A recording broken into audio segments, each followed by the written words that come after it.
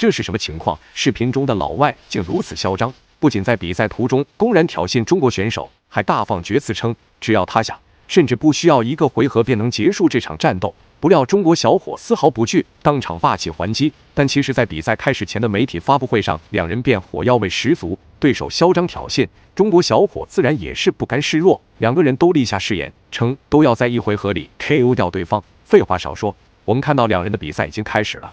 红方选手便是我们的中国小将冯天浩，蓝方选手则是来自巴西的拳王贝里萨利奥。可以看到，两个人的进攻欲望都是十分强烈。那么这场比赛，我相信也是一定不会令我们所失望的。废话少说，看一下双方选手的精彩表现。那之前的比赛呢，战绩不错，但是最近的这2场比赛其实不是太好啊。对，这也是所以说看看这场比赛两个人要具体怎么去打了。也看今天这场冯天浩能不能为今年的不顺利扭转一下。对，贝利萨里奥是拿了一个反架，但是。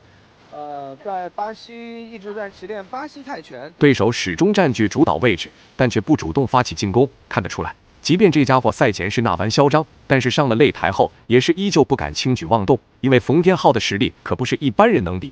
虽说对手赛前是超重了2公斤，但冯天浩依旧不惧。这场比赛不将对手终结誓不罢休。到韩国那场比赛当中，我个人是觉得那场比赛就他的这场比赛是有争议。对，有实话实说，对，输给韩国的选手。对，因为那场比赛是我姐救的嘛，然后所以，我觉得确实有争议啊。这场作战我觉得也很正。冯天浩心里也是憋着一股火啊。今天我在赛前的时候见到他的时候，我说备赛怎么样？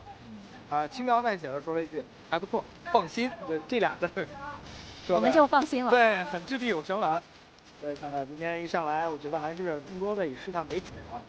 因为我们知道，就是运动员打比赛老输的情况下，对一定程度上对心理会有影响。对，可以看到两人第1回合的对局还是十分的焦灼。对手因为超重的原因，所以在赛前便被扣掉了1分。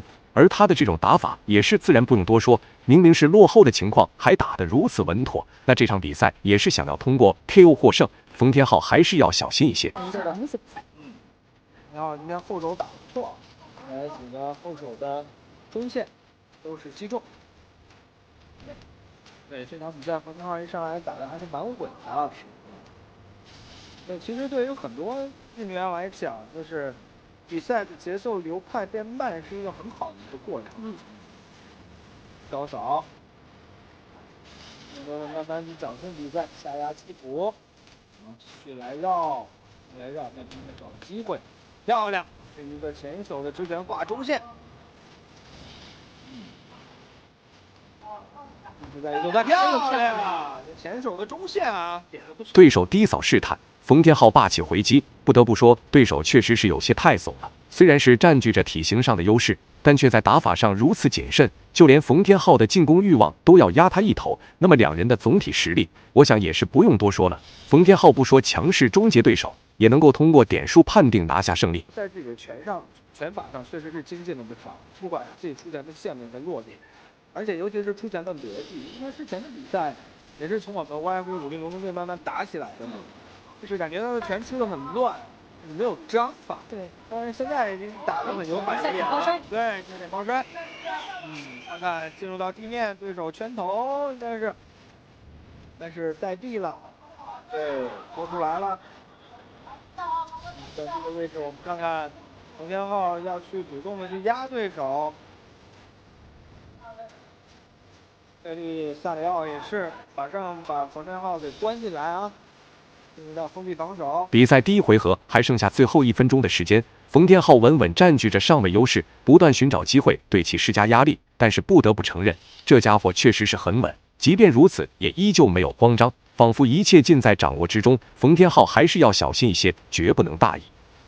动作，上位的时候要几个击打。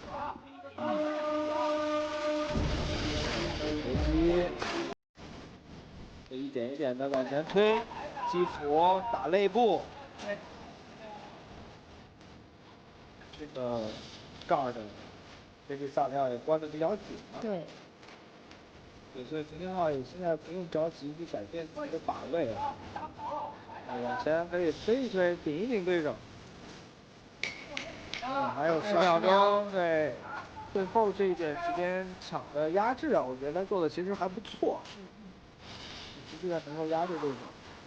对他这个前挂的这个。比赛进入第二回合，经过首回合的对拼，冯天浩理所当然占据了绝对性的优势。这一回合自然也是不用着急，只要小心不被对手终结，那胜利自然而然是会落到他的手里。但是没想到，即便如此，对手依旧不肯主动进攻，要么是憋着大招，要么是实力不足。冯天浩拿下比赛胜利还是十分有希望的。直后直，前板后直，还是给自己带了不少的利好啊！在打直线的时候。还是在移动端慢慢的去找机会，依然打得很耐心啊。两个人身高上是差了8公分，臂展上是差了5公分。高扫，前线的移动，再去逮机会。但是他其实还是有能够去压一压对手能力在的。冯天浩再次主动出击，抓机会能力非常强，只要对手给到机会，冯天浩是绝对不会放过的。不得不说，我们也确实是猜不透对手的想法。若是继续如此的话，那他可能真就要失去比赛胜利了。不过我猜测，他可能从最开始就没想过能赢，如此打法也是不想让自己挨那么多的揍罢了。我觉得这会儿也是在尝试更多的打法。是。好，反架换回来，很漂亮。是。后手打突击的能力也不错。这也是他一贯的习惯性打法啊。全换腿的过程被对手起腿之后踢到了裆部，这一下迎上去了，不轻了。感觉应该问题不大，那缓一缓。根据我们的比赛规则呢，最多有5分钟的时间可以去休息调整。去到比赛当中。比赛重新开始，对手不讲武德，那冯天浩自然也是不能惯着他的。看得出来，不管是气势上还是节奏打法上，冯天浩都产生了明显的变化，摆明了是要开始发力了。不说将对手彻底终结，那也绝对给对手累一身汗。封闭防守里，还有3分钟的时间，马上从这个盖的里面出来，洗澡。再给一个。这里萨雷奥并没有想要站起来的意思啊。还是要小心。对。这里萨里奥的这个蹬腿啊。刚一顿乱蹬。毕竟我们见过很多次啊，就这种上蹬的过程当中，只要吃正部位，比如说蹬到下巴了，人就晕了。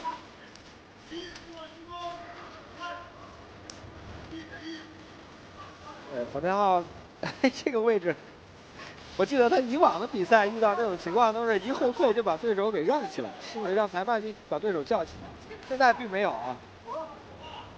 放对手起来。两人重新回到战力对决，冯天浩的进攻欲望依旧强烈无比，但比赛进行到这个阶段，对手的打法依旧没有什么变化。若是继续如此，那他就只能通过终结的方式拿下胜利了。因为两人目前在点数上已经产生了巨大差距，只要冯天浩不想，那对手就断然拿不到比赛胜利。下点抱摔略慢，对手的下点抱摔应对的过程当中也是很快。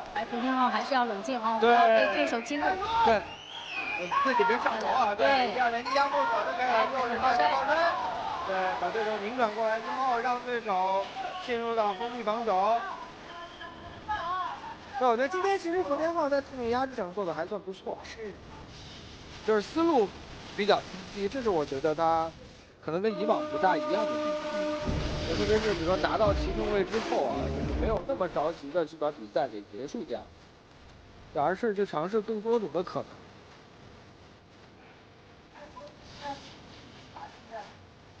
在这个位置可以看到，两人的对局依旧焦灼无比。比赛时间也仅剩下最后的1分钟，但尽管如此，冯天浩依旧占据着优势位置。那这样的话，我想比赛结果应该是能够确定了。对手此时再想扭转局势，那是断然没可能了。打头，打肋部，连续的拿自己的小幅度进攻了。他现在其实想把头，对，他把头抽出来也不太容易啊。这里萨里奥的控制能力还是不错。但是是在下位啊，这样对于冯天浩来说，拿头顶住对手的头，然后一点一点的去激活，打头找这个位置，正式击鼓，最后的15秒钟，估计两个人应该可以这个把位来度过。是的，对，连续的打了一步，所以这个把位谁的比赛